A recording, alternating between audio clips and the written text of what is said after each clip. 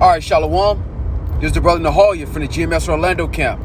I want to start off by giving all praise, honor, and glory to Yahweh, Ba'ashem, Yahweh Shai, Ba'ashem, Ruach HaKodesh. Double honors to the apostles and the elders of Great Millstone, who are the elders of Yasha Allah, and a sincere salutation to all you Akim, who are preaching this word and believing this word in all truth and in sincerity.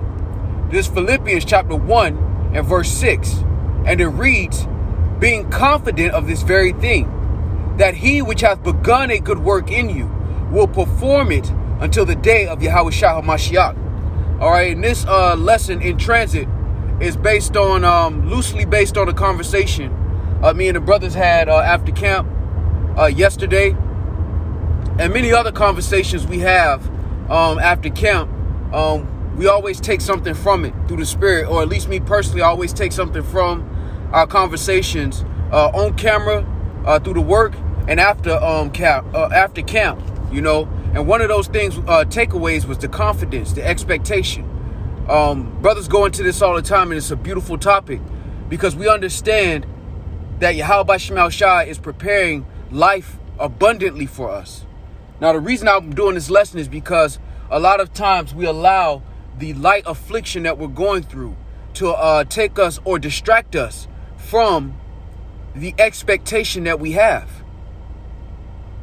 And it's just like a man in this world. If a man in this world got a lottery, he won the Powerball, right? Or he got the job or the career that he wanted, his dream career or his favorite car, what manner of person would he be?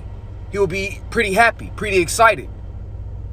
Him having to put gas in his car, his new car, wouldn't really stress him out because it's the car that he wanted. It's a car that he probably didn't think he could get, just for an example. And that's us with the kingdom. All right, we thought life, this was going to be life forever, for the generation after generation. And then the Lord woke us up to who we really are. The Lord told us, look, we're special, and he's preparing a kingdom for us. As a matter of fact, this is Jeremiah 29 and 11. For I know the thoughts that I think toward you, saith Yahweh Shai Shai, thoughts of peace and not of evil, to give you an expected end. All right, and that's the Lord's goal. Matter of fact, let me get it. I don't want to misquote it. Right. This is Wisdom of Solomon, chapter 2 and verse 27.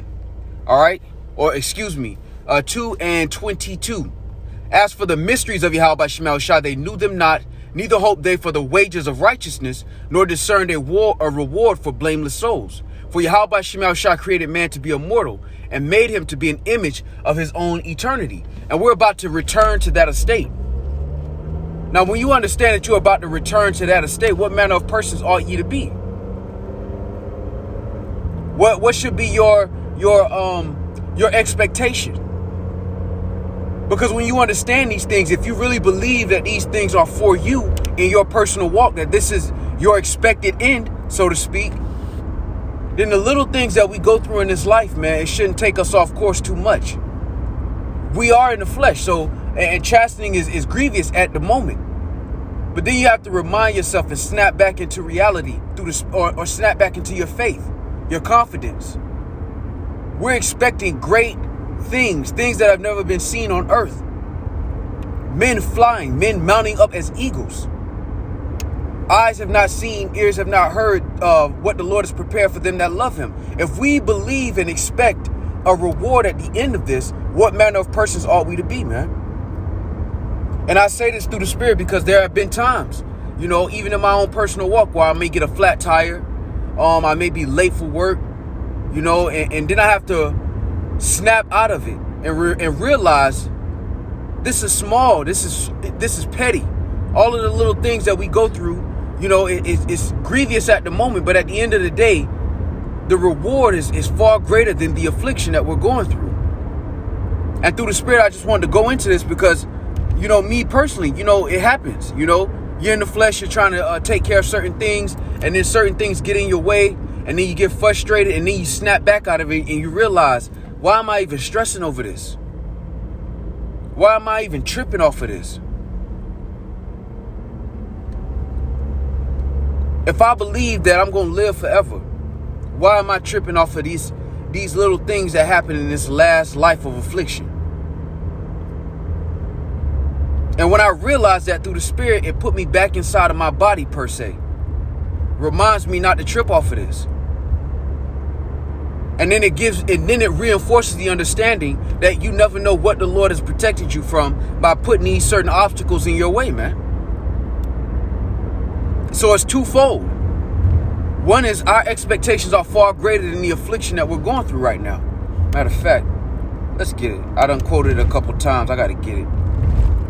All right. This is 2 Corinthians 4:17. For our light affliction, which is but for a moment, worketh for us a far more exceeding and eternal weight of glory. It said exceeding and eternal. But then that all falls back into our expectation. Do we expect to be partakers of this? You know, because Babylon the Great has always taught us as a people, we're always on the outside looking in at somebody else enjoying something. And what the Lord is doing for us in these last days is he's reminding us that we're in the inside looking out. And sometimes this life will get you distracted from that expectation. All right. Not distracted from the spiritual journey, but that expectation. Because if we expect these things through the Spirit and power of Yahweh Shemel Shai, none of this should really bother us too much. When we understand that the Lord is working in our favor because we love the Lord and we strive for perfection, then we expect that the Lord is going to protect us. That the Lord is not going to do anything to harm us. And then it puts you back in your body and you stop being frustrated over certain things. And then over time, you grow to not be frustrated at a lot of these things that we go through in life. Because you understand the process and you understand the expectation. The end goal. Life without number. Being in your prime forever. Never tired. And enjoying these things in the flesh. That's what's being promised to us through the Spirit. And it's all upon our expectation of those things, man. If we expect these things, then we have to continue to remind ourselves, even in the time of affliction. It says it's not joyous but grievous. Paul quoted it and we live it. You know, he lived it at his time. All right. He's living it again, even though he may not know who he is. And we're living our afflictions and it's not joyous. But when we understand what the end goal is, the light at the end of the tunnel, then we understand that we run not uncertain. We're not one that beateth the air, meaning we're not just doing this for nothing. And if you believe that you're not doing this for nothing and there's a greater reward, then these little things that we go through in life, we should allow these things to kind of roll off our shoulders, man. You know, they got a saying in the world, roll with the punches. And that's why the apostles are such great men, all right, through the experience that the Lord has given them. They've been through so much that literally these afflictions just kind of roll off their shoulders.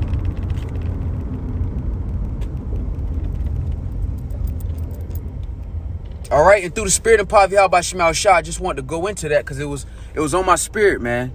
You know, when we think about this life that we live, you know, and how temporary it is. All right. And then we read about these great things that the Lord has prepared for us. You know, it reminds me personally, you know, I shouldn't let these little things get to me. I mean, we're in the flesh. All right. We're not perfect, you know, but at the same time, through the Spirit, once you remind yourself of the expectation, it softens the blow, so to speak.